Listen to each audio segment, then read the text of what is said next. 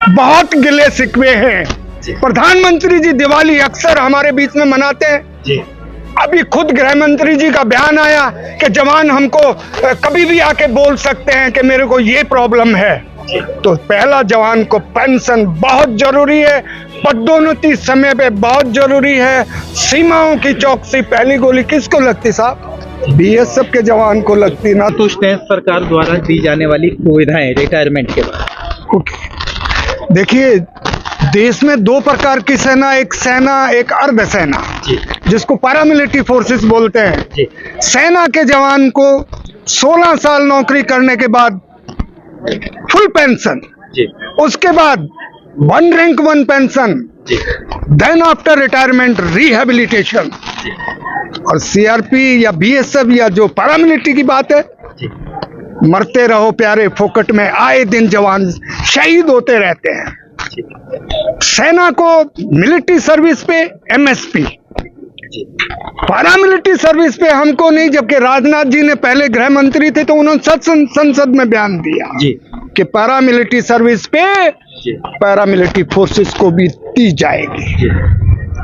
कितने आपको कदम कदम पे एक असिस्टेंट कमांडेंट 15 साल से, सिपाही 20 साल से, उसको पदोन्नति नहीं हो रही। आज आप सरकार बनंजा दे रही है कि रिटायरमेंट के बाद जाओ 1 रैंक ऑनरी लगाओ अप करके।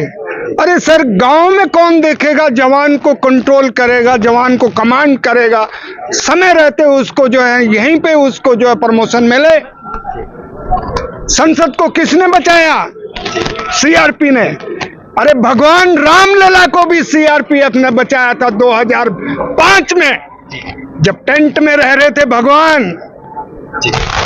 हम कहां नहीं है?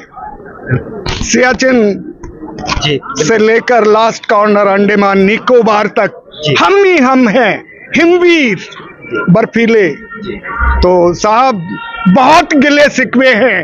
प्रधानमंत्री जी दिवाली अक्सर हमारे बीच में मनाते हैं। अभी खुद गृह मंत्री जी का बयान आया कि जवान हमको कभी भी आके बोल सकते हैं कि मेरे को ये प्रॉब्लम है। तो पहला, जवान को पेंशन बहुत जरूरी है, पदोन्नति समय पे बहुत जरूरी है, सीमाओं की चौकसी। पहली गोली किसको लगती साहब? बीएसएफ के जवान को लगती ना साहब। तो हमारे सेना और अर्ध सेना नाम ही ऐसा, अर्ध कुमारी हो, अर्ध चंद्रमा हो, अर्ध नारेश्वर हो, एक हम अर्ध सैनिक, ये सारे वही तो खड़े हैं सुविधाओं से महरूम। समय रहते संभले सरकार, और जो वाजिब डिजर्व।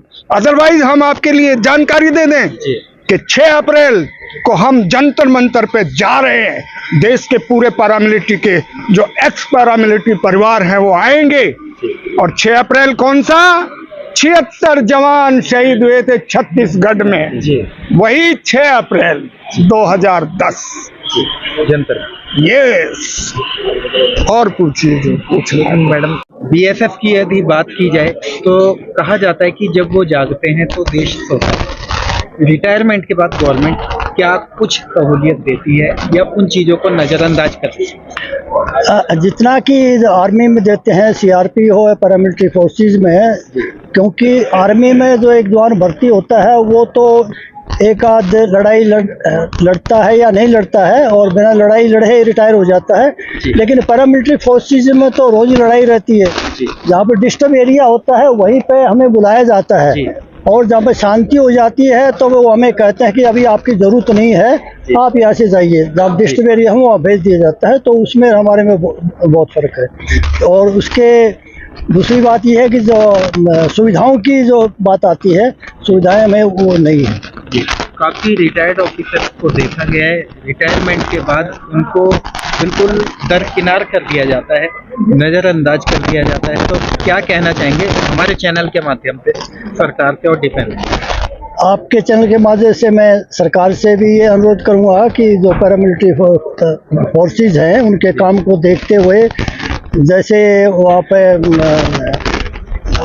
जो ओल्ड पेंशन है और दूसरी सुविधाएं हैं वो भी हमें दी जाए, ताकि रिटायर्ड जो लाइफ है और उसके साथ साथ जो हमें जो पेंशन मिलती है वो एक गुजारा भत्ता है, उसके ऊपर भी जो टैक्स है वो माफ़ होना चाहिए, जो सैलरी नहीं है।